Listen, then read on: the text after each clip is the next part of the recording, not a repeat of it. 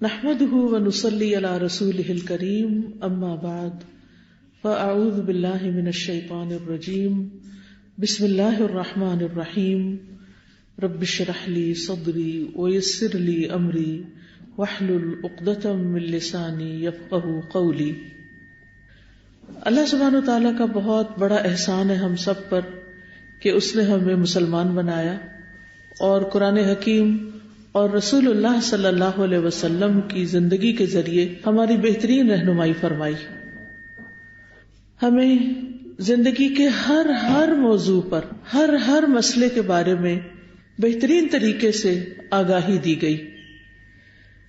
بہت سی چیزیں ایسی ہیں جو ہماری آنکھیں دیکھتی ہیں، ہمارے ہاتھ ان کو ٹچ کر سکتے ہیں، ہمارے محسوسات کے اندر ہیں، لیکن کچھ ایسی چیزیں بھی ہیں جو غیب کی دنیا سے تعلق رکھتی ہیں، جن کو ہم دیکھ نہیں سکتے، جن کو ہم سن نہیں سکتے، لیکن ان کے اثرات ہماری زندگی پر ہوتے ہیں۔ ایسی چیزوں کے بارے میں انسان خود سے جان بھی نہیں سکتا، اور پھر اگر ان میں سے کسی چیز کا شر انسان تک پہنچتا ہے تو اس کا علاج بھی نہیں کر سکتا۔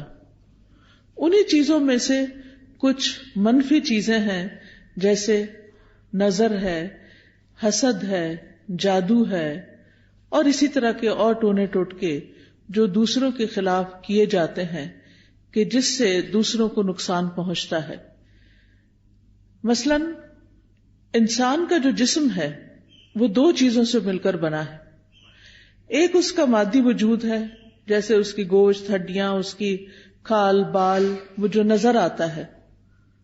یہ مادی وجود جو ہے اس کو تکلیف پہنچتی ہے اگر کوئی مادی چیز اس پر آ پڑے۔ مثلا اگر کوئی آپ کو پتھر مارے تو آپ کا جسم اس سے درد محسوس کرے گا، ہو سکتا ہے جسم کا کچھ حصہ ٹوٹ جائے، کچھ زخم ہو جائے، بروزز ہو جائیں۔ اسی طرح ہمارے وجود کا ایک دوسرا حصہ یا دوسرا پہلو ہماری روح ہے۔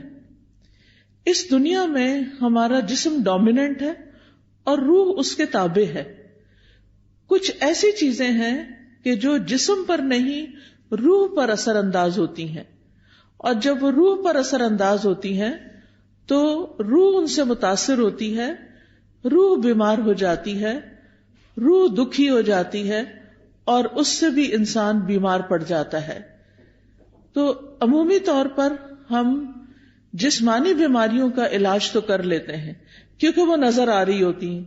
کسی کو زکام، کھانسی، نزلہ، بخار، ایسی کوئی تکلیف ہوتی ہے تو وہ کچھ کھاتا ہے، کوئی دوا لیتا ہے، کوئی ہربل چیز لیتا ہے، کوئی ویسے یعنی علاج اپنا کراتا ہے تو انسان صحت مند ہو جاتا ہے۔ لیکن بعض اوقات جو چیزیں ہماری روح پر اثر انداز ہوتی ہیں ان کو ہم نہ دیکھ پاتے ہیں نہ ہمیں سمجھ آتی ہے۔ تو بہت دفعہ ایسے ہوتا ہے کہ ہم جب بیمار پڑتے ہیں تو اس کا سبب ہمیں معلوم نہیں ہوتا۔ یہ جو جادو ہوتا ہے، سحر بھی نظر نہ آنے والی چیز ہے، یعنی ایسی چیز جس کے اثرات تو نظر آ رہے ہیں لیکن اس کے اسباب نظر نہیں آ رہے، یعنی جس کا سبب مخفی ہوتا ہے۔ ایسی بیماری کہ جس کا سبب مخفی ہوتا ہے۔ مثلاً آپ ڈاکٹر کے پاس جاتے ہیں، آپ اس کو بتاتے ہیں کہ میں بہت لیتھارجک فیل کر رہی ہوں، میری کسی چیز پہ کنسنٹریشن نہیں ہو رہی، تو وہ آپ کو کچھ ٹیسٹ لکھ کر دیتا ہے، آپ ٹیسٹ کرواتے ہیں، آپ کا لیور، ہارٹ، بلڈ، آپ کا پوری باڈی کا ایکس ریز اور الٹرا ساؤنڈز اور ہر چیز کر لی جاتی ہے، لیکن پھر بھی بیماری سمجھ میں نہیں آتی۔ تو ایسے میں انسان سوچتا ہے کہ پھر کیا چیز ہے کہ جو اس کے اوپر اثر انداز ہو رہی ہے، اور اس اثر میں انسان بعض اوقات بیمار ہوتا ہے، نقصان اٹھاتا ہے، تکلیف اٹھاتا ہے، لیکن وہ کچھ کر نہیں پاتا۔ ہمارے دین نے ہمیں ان چیزوں سے بچاؤ کے لیے بہترین رہنمائی فراہم کی ہے۔ قرآن مجید سے بھی ہمیں بہترین طریقے سے پتہ چلتا ہے اور سنت رسول صلی اللہ علیہ وسلم سے بھی ہمیں پتہ چلتا ہے۔ تو وہ بیماریاں جو عام طور پر انسان کی روح پر اثر انداز ہوتی ہیں اور پھر جسم تک منتقل ہوتی ہیں، ان بیماریوں کی اسباب میں حسد اور نظر اور جادو ہے۔ حسد جو ہے وہ کیا چیز ہے؟ حسد سے مراد یہ ہوتی ہے کہ دوسرے آدمی پر اللہ عز و جل کی جو نعمت ہے وہ ختم ہو جائے. یعنی اگر کسی کو کوئی نعمت ملی ہے، کوئی اولاد کی شکل میں یا شکل و صورت کی شکل میں یا کسی عہدے کی شکل میں، تو اس وقت انسان کو یعنی دوسرے لوگ دیکھ کر خوش نہ ہوں اور وہ یہ چاہیں کہ یہ نعمت کسی نہ کسی طرح ختم ہو جائے. اور بعض اوقات جو حاسد ہوتا ہے وہ یہ نہیں چاہتا کہ اس کو وہ نعمت ملے یا نہ ملے، لیکن وہ یہ ضرور چاہتا ہے کہ دوسرے شخص سے وہ نعمت زائل ہو جائے. حسد جو ہوتا ہے وہ دو طرح کا ہوتا ہے، ایک حقیقی حسد ہوتا ہے اور ایک مجازی حسد ہوتا ہے. حقیقی یہ ہے کہ نعمت والے سے اس کی نعمت کے ختم ہونے کی خواہش کرنا، اور مجازی حسد یہ ہوتا ہے کہ انسان اس جیسی نعمت کی آرزو کرتا ہے لیکن یہ نہیں چاہتا کہ دوسرے سے ختم ہو جائے. یعنی ایک کو رشک کہا جاتا ہے اور ایک کو حسد کہا جاتا ہے. تو حسد جس میں یہ تمنا ہو کہ دوسرے کے پاس جو ہے یہ اس کے پاس نہ رہے، کسی طرح اس سے چلا جائے، اور اس کے لیے پھر وہ مختلف طرح کی تدبیریں کرتے ہیں. عام طور پر جو تدبیر کی جاتی ہے وہ جادو وغیرہ سے کی جاتی ہے، لیکن یہ کہ جادو کے علاوہ حسد کی جو نظر ہوتی ہے وہ جب دوسرے پہ ڈالی جاتی ہے تو بعض اوقات اس کی روح پر اور اس کی نعمتوں پر برے اثرات پڑتے ہیں. لیکن یہ بھی اللہ کے اذن سے ہوتا ہے. جیسے آپ دیکھیں کہ جراثیم تو ہر وقت آگے پیچھے ہیں، ہوا میں بہت سے جرمز گھوم پھر رہے ہوتے ہیں، لیکن وہ سارے ہمیں چمٹ نہیں جاتے اور سارے ہم پر اٹیک نہیں کرتے اور ان سب سے ہم بیمار نہیں پڑ جاتے، بلکہ ہمیں صرف وہی لگتے ہیں جو اللہ کا اذن ہوتا ہے. اور آپ نے دیکھا ہوگا کہ بعض اوقات جب ایک وبا پھیلتی ہے، ایک بیماری عام ہوتی ہے، تو ہر شخص نہیں بیمار پڑتا. اکثر لوگ پڑ بھی جاتے ہیں لیکن سب کے سب 100% بیمار نہیں ہوتے. طاعون جیسی بیماریاں بھی پھیلی، بہت ہلاکتیں ہوئی. ملیریا پھیلتا ہے، ہزاروں لوگ مر جاتے ہیں، لیکن سارے کے سارے نہیں مر جاتے. تو وہ جو مر جاتے ہیں یا جن کے اوپر بیماری اثر کرتی ہے وہ اللہ کے اذن سے کرتی ہے. تو قرآن مجید سے ہمیں یہ پتہ چلتا ہے کہ بنی اسرائیل نے جب جادو کا سلسلہ شروع کیا تو اللہ تعالیٰ فرماتے ہیں وَمَا هُمْ بِضَارِّينَ بِهِ مِنْ أَحَدٍ إِلَّا بِإِذْنِ اللَّهِ، کہ وہ کسی کو بھی نقصان نہیں دے سکتے تھے مگر اللہ کے اذن سے. اور پھر آپ دیکھیے کہ عمومی طور پر جب کسی کو نقصان دینا ہوتا ہے تو بعض اوقات اس سے کوئی دشمنی ہوتی ہے یا بغض ہوتا ہے، یعنی دل کے اندر اس کے خلاف ایک نفرت ہوتی ہے. وہ کسی وجہ سے بھی ہو سکتی ہے، اس کے کسی برے سلوک کی وجہ سے یا اس کے کسی اور سبب سے. اور اس میں ہم دیکھتے ہیں قابیل کی مثال. قابیل جو تھا وہ حابیل کا بھائی تھا، اور ہوتا یہ تھا کہ آدم علیہ السلام کے جب بچے پیدا ہوتے تھے تو ہر دفعہ 2 بچے پیدا ہوتے تھے، بیٹا اور بیٹی. تو وہ جب جوان ہوتے تو وہ آپس میں شادی نہیں کر سکتے تھے، بلکہ دوسرے سیٹ میں پیدا ہونے والا لڑکا اور پہلے سیٹ میں پیدا ہونے والی لڑکی کی شادی ہوتی، اور اسی طرح دونوں یعنی کہ جو 2 جوڑے ہوتے تھے وہ 2 جوڑوں سے اس طرح شادی کرتے تھے. تو اب حابیل کی جس لڑکی سے شادی ہونی تھی وہ قابیل کو پسند آ گئی، تو اس پر قابیل جو تھا وہ حابیل کا دشمن بن گیا، اور اس نے یہ چاہا کہ کسی طرح بھائی کو یہ لڑکی نہ ملے. بہرحال لمبا قصہ ہے، اس وقت اس کی تفصیل میں جانے کی ضرورت نہیں، لیکن اس میں قابیل نے ضد میں آ کر اور حسد میں مبتلا ہو کر اپنے بھائی کو قتل کر دیا.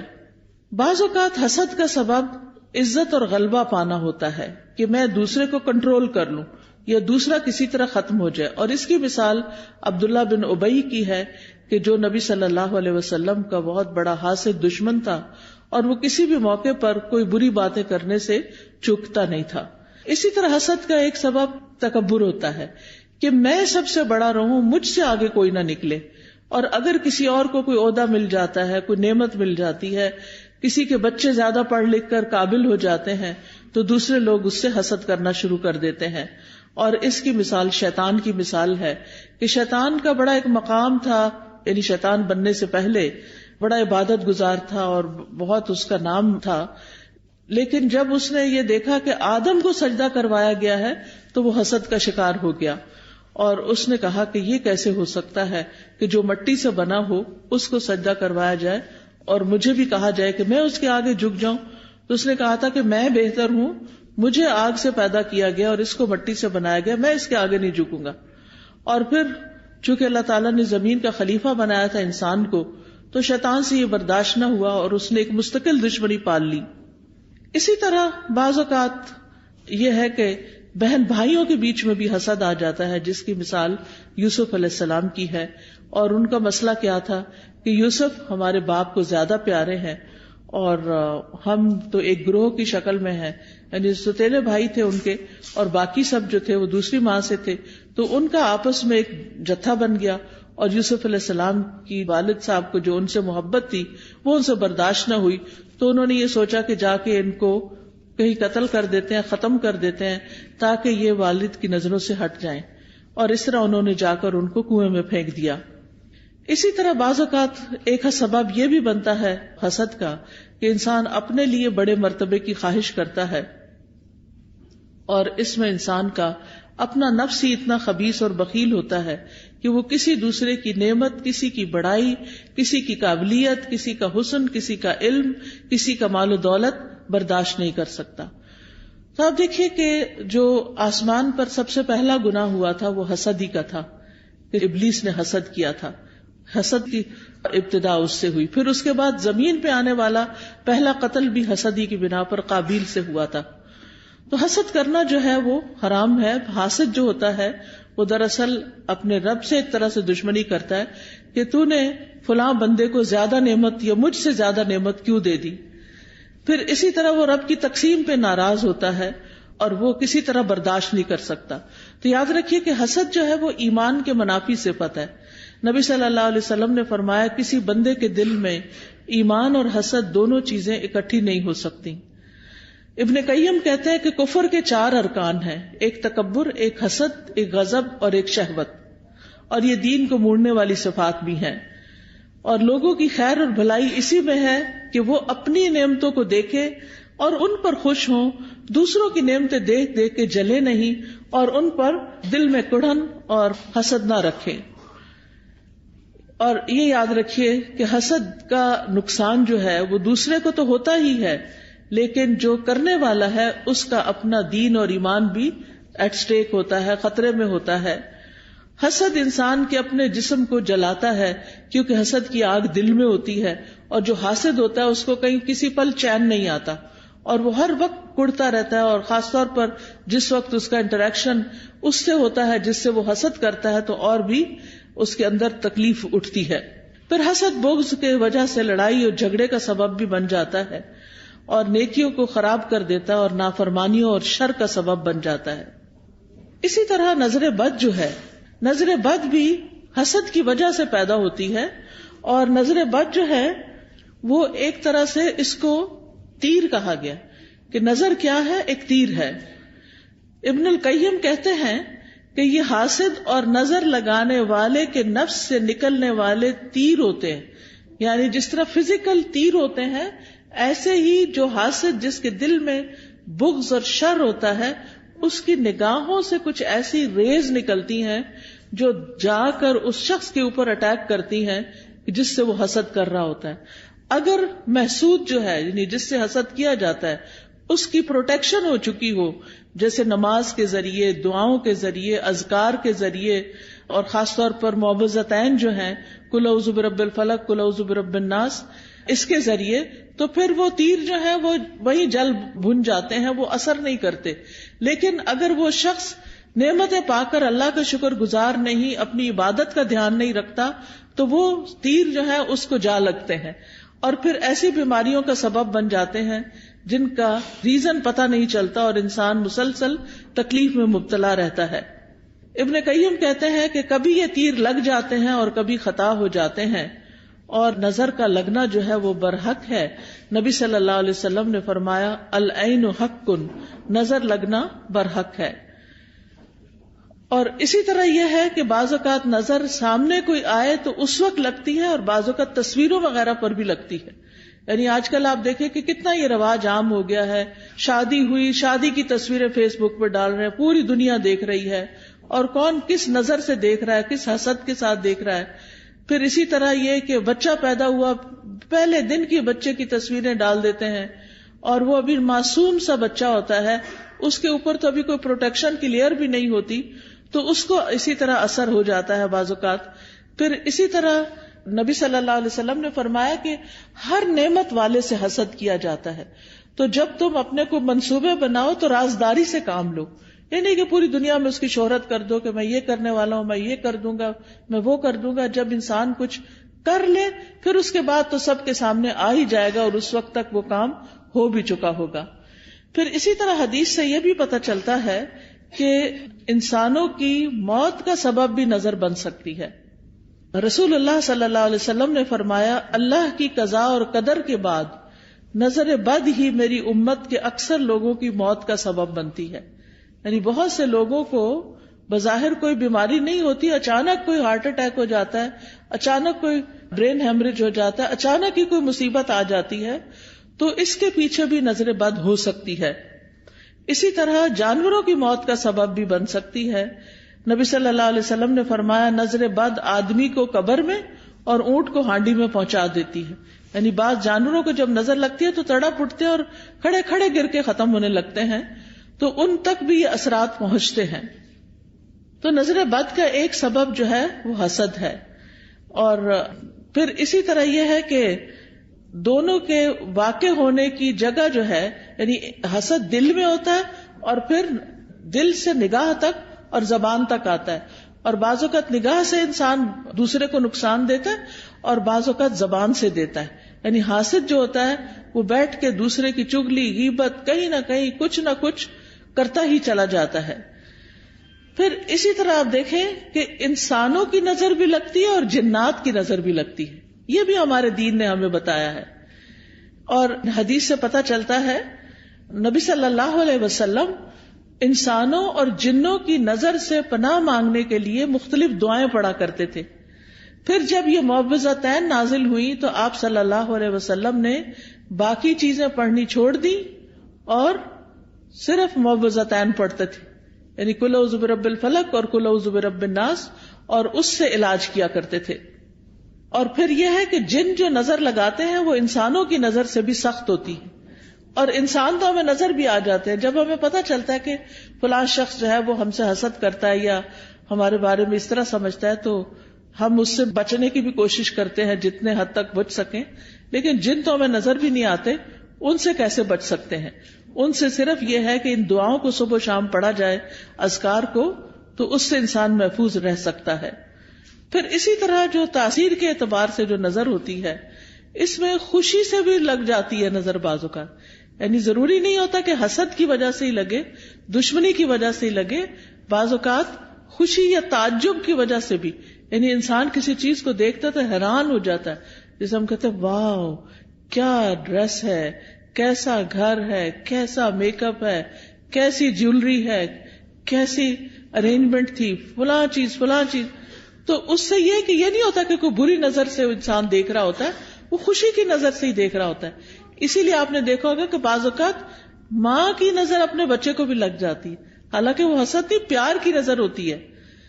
تو اس کے لیے بھی ضروری ہے کہ انسان جب اپنے گھر میں داخل ہو، اپنے بچوں کو دیکھے، اپنی نعمتوں کو دیکھے، تو ماشاء اللہ پڑھے. قرآن مجید میں آتا ہے سورۃ الکہف میں، وَلَوْلَا إِذْ دَخَلْتَ جَنَّتَكَ قُلْتَ مَا شَاءَ اللَّهُ لَا قُوَّةَ إِلَّا بِاللَّهِ. اور جب تم اپنے باغ میں داخل ہوئے تو تم نے یہ کیوں نہ کہا کہ جو اللہ نے چاہا، یعنی یہ اللہ کے کرنے سے ہی سب ہوا ہے. کیونکہ حقیقت یہ ہے کہ جو بھی نعمت ہمارے پاس ہے یہ ساری کی ساری اللہ پاک کی طرف سے ہے. قرآن مجید میں آتا ہے وَمَا بِكُم مِّن نِّعْمَةٍ فَمِنَ اللَّهِ، تمہارے پاس جو بھی کوئی نعمت ہے وہ اللہ کی طرف سے ہے. ابن حجر کہتے ہیں نظر کبھی خوشی اور تعجب کی صورت میں بھی لگ جاتی ہے، اگرچہ وہ کسی محبت کرنے والے کی طرف سے ہو، اور کبھی وہ کسی نیک آدمی کی طرف سے بھی ہو سکتی. یعنی نیک آدمی کسی کی نیکی پر خوش ہو رہا ہے تو اس سے بھی ہو جاتا ہے. تو جب کسی کی کوئی چیز دیکھیں تو فوراً برکت کی دعا دے کہ اللہ ان کو برکت دے. اچھا کھانا دیکھیں، اچھا ڈریس دیکھیں، اپنے بچے کو کوئی نیکی کا، خیرات کا، صدقات کا کوئی اچھا کام کرتے ہوئے دیکھیں. اس سب چیزوں پر ہم کیوں ایسا کرتے ہیں؟ بچہ پیدا ہوتا ہے ہم کہتے ہیں مبارک دینی ہے، کوئی حج پہ جاتا ہے تو ہم واپس آتا ہے تو ہم اس کی مبارک دیتے ہیں، کسی کی شادی ہوتی ہے تو ہم مبارک دیتے ہیں، کسی کا بزنس اچھا فلرش کر جاتا ہے تو اس پہ مبارک دیتے ہیں، کبھی کسی کے جاب اچھی لگ جاتی ہے، کسی کو کوئی عہدہ ملتا ہے تو اس کو مبارک دیتے ہیں. تو ہمارے دین میں جو مبارک کا کانسیپٹ ہے، اس کا مطلب یہ ہوتا ہے کہ اللہ تمہیں اس میں برکت دے اور حاسد یا خوش ہونے والے دونوں کی نظروں سے بچائے. یعنی کہ جو بری نظر سے دیکھ رہا ہے اس سے بھی بچو، اور جو اچھے خوش ہو کے اپنے ہی بہن بھائی یا اپنے ہی والدین ان کی بھی نظر سے بچ سکو. پھر اسی طرح کچھ نظریں بیمار کرنے والی ہوتی ہیں. اب آپ دیکھیں ریز کا کانسیپٹ تو آج کے دور میں بہت آسانی سے سمجھ آتا ہے. مائکرو ویو میں کیا ہے؟ ویوز ہی تو ہیں، ریز تو ہیں، وہی تو اس کھانے کو گلا کے پکا کے جلا بھی دیتی ہیں. کوئی آگ تو نہیں لگی ہوتی مائکرو ویو کے اندر، یہ کیا چیز جلاتی ہے؟ ریز ہوتی ہیں. اسی طرح آپ دیکھیں ہمارے یہ ٹیلی فون وغیرہ ہیں، ان کے اندر سے بھی ریز نکلتی ہیں. تو اگر نان لیونگ تھنگس کے اندر سے ریز نکل رہی ہیں تو لیونگ تھنگس کے اندر سے بھی ریز نکلتی ہیں. انسانوں کی آنکھوں سے بھی ریز نکلتی ہیں، ان کے بھی اثرات ہوتے ہیں، اور وہ بعض اوقات دوسرے کی روح کو بیمار کر دیتے. حضرت ام سلمہ کے پاس ایک لڑکی تھی جو پیلی زرد پڑی ہوئی تھی، تو نبی صلی اللہ علیہ وسلم نے فرمایا کہ اس کو نظر لگی ہے. آپ نے بتایا کہ اس کی رنگت کیوں تبدیل ہو گئی ہے؟ اس کو نظر لگی ہے تاکہ اس کا علاج کیا جائے. بعض اوقات انسان کے جسم کے صرف کسی ایک حصے کو لگتی اور وہ حصہ بیکار ہو جاتا ہے. پھر اسی طرح بعض نظریں جو ہیں وہ آگ والی ہوتی ہیں، ان کو ناری نظریں کہتے ہیں. پھر اسی طرح یہ یاد رکھیے ایک بات کہ جو ہوتا ہے اللہ کے اذن سے ہوتا ہے، یعنی اس بندے کے اندر کوئی طاقت نہیں. اور اگر کوئی بندہ کہے کہ میں فلاں کو نظر لگانے لگاؤں تو نہیں لگا سکتا. اچانک لگ جائے اور بات ہے، خود سے کوئی نہیں لگا سکتا، کیونکہ اس میں بھی جو ہوتا ہے اللہ کے اذن سے ہوتا ہے. پھر آپ دیکھیے قرآن مجید میں آتا ہے وَمَا أَصَابَ مِن مُّصِيبَةٍ إِلَّا بِإِذْنِ اللَّهِ وَمَن يُؤْمِن بِاللَّهِ يَهْدِ قَلْبَهُ وَاللَّهُ بِكُلِّ شَيْءٍ عَلِيمٌ. جو مصیبت بھی آتی ہے اللہ کے اذن سے آتی ہے، اور جو شخص اللہ پر ایمان لائے تو اللہ اس کے دل کو ہدایت بخش دیتا ہے، اور اللہ ہر چیز کو جاننے والا ہے. عبداللہ بن مسعود نے اس آیت میں وَمَن يُؤْمِن بِاللَّهِ يَهْدِ قَلْبَهُ کے بارے میں کہا کہ یہ وہ شخص ہے کہ اگر اس پر کوئی مصیبت آ پڑے تو وہ اس پر بھی راضی رہتا ہے، بلکہ سمجھتا ہے یہ اللہ کی طرف سے آئی ہے، اللہ ہی کاٹے گا. دوسری بات یہ یاد رکھیے کہ نظر لگنا تقدیر کا حصہ ہے. جیسے انسان کا کوئی ایکسیڈنٹ ہو جاتا ہے، حادثہ ہو جاتا ہے، کوئی تکلیف آتی ہے، تو یہ بھی تقدیر کا ایک حصہ ہوتا ہے. اس وقت انسان کو سوچنا چاہیے اگر کوئی چیز ہو جائے تو قُل لَن يُصِيبَنَا إِلَّا مَا كَتَبَ اللَّهُ لَنَا، کہ ہمیں کوئی چیز نہیں پہنچ سکتی مگر جو اللہ نے ہمارے لیے لکھ دی. یہ اللہ نے ہمارے لیے لکھا ہوا تھا اس لیے ہو گیا، تو یہ اللہ کی طرف سے آئی ہے. کیونکہ ہم فوراً لوگوں کو بلیم کرنے لگتے ہیں، وہ فلاں آئی تھی نا اس لیے یہ ہوا ہے، فلاں نے ایسا کیا، فلاں، وہ تو ایک سبب بنا. تو لوگوں کو بلیم کرنے کی بجائے یہ سوچے یہ میری تقدیر میں تکلیف لکھی تھی اس لیے آ گئی. تیسرا بڑا سبب اذکار اور تلاوت قرآن اور نمازوں کی پابندی نہ کرنا، اس سے نظر لگتی ہے، اس سے یہ شیطانی اثرات حملہ آور ہوتے ہیں. کیونکہ ذکر جو ہے اللہ کا یہ ایسے ہی ہے جیسے قلعہ ہوتا ہے. جب انسان ذکر کرتا ہے تو وہ قلعے کے اندر چلا جاتا ہے، اور پھر قلعے کے باہر جو بھی دشمن ہوتا ہے وہ اس کے اوپر قابو نہیں پا سکتا. پھر اسی طرح امتحان اور آزمائش ہے انسان کی، کہ دنیا میں انسان آیا ہے، دنیا پھولوں کی سیج نہیں ہے، یہ دنیا امتحان کے لیے ہے، آزمائش کے لیے ہے. قرآن مجید میں اللہ تعالیٰ فرماتے ہیں تبارک الذی بیدہ الملک وہو علی کل شیء قدیر الذی خلق الموت والحیاۃ لیبلوکم ایکم احسن عملا. بہت بابرکت ہے وہ جس کے ہاتھ میں پوری کائنات کی بادشاہت ہے اور وہ ہر چیز پہ قدرت رکھتا ہے، اس نے موت اور زندگی کو بنایا تاکہ تمہیں آزما کر دیکھے تم میں اچھے کام کون کرتا ہے. تو ہر ایک کا یہ ٹیسٹ ہے اس دنیا میں کہ وہ کر کیا رہا ہے، اور یہ ٹیسٹ ہر لمحے ہو رہا ہے کہ ہم اپنی زندگی گزار کیسے رہے، ہم کون سا کام کیسے کر رہے ہیں. تو یہ امتحان اور آزمائش ہے. قرآن مجید میں اللہ تعالیٰ فرماتے ہیں وَلَنَبْلُوَنَّكُمْ بِشَيْءٍ مِّنَ الْخَوْفِ وَالْجُوعِ وَنَقْصٍ مِّنَ الْأَمْوَالِ وَالْأَنفُسِ وَالثَّمَرَاتِ وَبَشِّرِ الصَّابِرِينَ الَّذِينَ إِذَا أَصَابَتْهُمْ مُصِيبَةٌ قَالُوا إِنَّا لِلَّهِ وَإِنَّا إِلَيْهِ رَاجِعُونَ. اور ہم ضرور آزمائیں گے تمہیں، یعنی اللہ تعالیٰ کا وعدہ ہے کہ وہ آزمائش میں ڈالے گا، کیونکہ دنیا میں امتحان کے لیے بھیجا ہے تو کسی نہ کسی جگہ سے امتحان تو ہوگا. کیا دیکھنے کے لیے کہ اچھا کام کون کرتا ہے، اس آزمائش میں اچھا رویہ کون اختیار کرتا ہے. ایکم احسن عملا، اور احسن عمل کیا ہوتا ہے؟ جس میں نیت بھی اچھی ہو اور جس میں طریقہ بھی ٹھیک ہو اور طریقہ سنت کے مطابق ہو. اب آپ دیکھیے کہ خوف اور بھوک اور جان اور مال اور پھلوں، ان چیزوں کی کمی کے ذریعے اللہ تعالیٰ ضرور آزمائیں گے دنیا میں، اور اس سے کوئی بچتا نہیں. کبھی کسی انسان کے پاس بیٹھ کے دیکھ لیں اور اس سے پوچھیں کہ کیا تمہاری ہر چیز فٹ ہے؟ کیا ہر مسئلہ تمہارا حل ہے؟ کیا تمہاری زندگی میں کوئی مسئلہ تو نہیں؟ کسی کو غربت کا مسئلہ ہے، کسی کے پاس غربت نہیں، اتنا مال ہے کہ وہ حساب بھی نہیں کر سکتا، لیکن اور اتنے اس سے بڑے بڑے دکھ ہیں کہ جن کو مال کمپنسیٹ نہیں کر سکتا. تو ہر انسان کسی نہ کسی طرح ایک امتحان میں مبتلا ہے، ایک آزمائش میں مبتلا ہے. تو اس کے لیے کیا کرنا چاہیے کہ انسان اللہ کی طرف رجوع کرے. تو یاد رکھیے کہ جب نظر لگتی ہے تو اس کے کچھ علامتیں ہوتی، کچھ جسمانی علامتیں ہیں. چہرے پہ دھبے پڑ جانا، جیسے چھائیاں سی نہیں پڑ جاتی، یہ بھی بعض اوقات نظر کی وجہ سے ہوتی. پھر بچوں کا بلا وجہ روتے جانا. حضرت عائشہ کہتی ہے کہ ایک مرتبہ نبی صلی اللہ علیہ وسلم تشریف لائے تو ایک بچے کے رونے کی آواز سنی. آپ نے فرمایا تمہارا یہ بچہ کیوں رو رہا ہے؟ کیا تم نے اس کو نظر بد کا دم نہیں کیا؟ کئی دفعہ ہوتا ہے نا، بچے نے کھایا پیا سویا آرام کیا سب کچھ کیا ہوتا ہے لیکن وہ چین ہی نہیں پکڑ رہا ہوتا. ماں بہلا بہلا کے آخر بازو کا دیکھا ہوگا ماں کو ایک دو لگاتی ہے اور بیڈ پہ ڈال دیتی ہے، چلو رو لو پھر جتنا رونا ہے. حالانکہ وہ بیچارہ کسی تکلیف میں مبتلا ہوتا ہے، اس وقت اس پہ سورت فاتحہ پڑھ کے دم کرنا چاہیے کیونکہ وہ ڈسٹرب ہوتا ہے. بعض بچے ہائپر ایکٹیو ہوتے ہیں، بے وجہ خواہ مخواہ میں ماں کو ٹیچرز کو سب کو تنگ کرتے رہتے ہیں.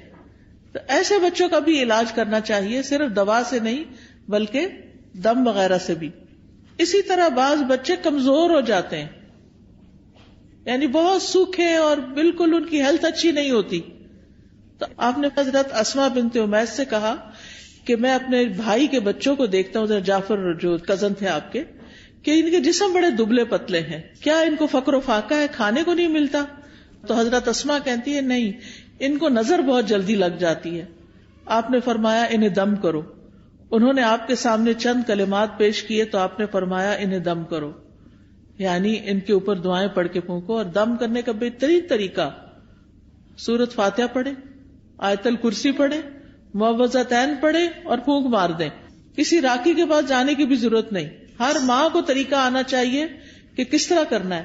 نبی صلی اللہ علیہ وسلم ہر روز رات کو سوتے وقت اپنے ہاتھوں پر قل هو اللہ، قل اعوذ برب الفلق، قل اعوذ برب الناس 3 دفعہ پڑھ کے اپنے چہرے، اپنے سر، اپنے سارے جسم پر جہاں جہاں ہاتھ پہنچتا تھا آپ پڑھ کے خود اپنے آپ کو دم کر لیتے.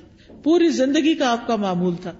ہم سب کو بھی اپنے اوپر روز رات کو سوتے وقت خود دم کرنا چاہیے. پھر اسی طرح بعض اوقات نظر لگنے کی وجہ سے انسان اچانک گر بھی جاتا ہے. یعنی آپ نے دیکھا ہوگا کہ بعض اوقات اچانک لوگ سلپ ہو جاتے ہیں، اٹک جاتے ہیں، گر جاتے ہیں، اونچائی سے گر جاتے ہیں. رسول اللہ صلی اللہ علیہ وسلم نے فرمایا بے شک نظر بد آدمی کو اللہ کے حکم سے دیوانہ کر دیتی ہے، حتیٰ کہ بعض اوقات وہ اونچی جگہ چڑھتا ہے اور وہاں سے گر پڑتا ہے. یہ اب اللہ کے رسول صلی اللہ علیہ وسلم نے ہمیں بتایا، جن کی باتیں جھوٹی نہیں ہوتی.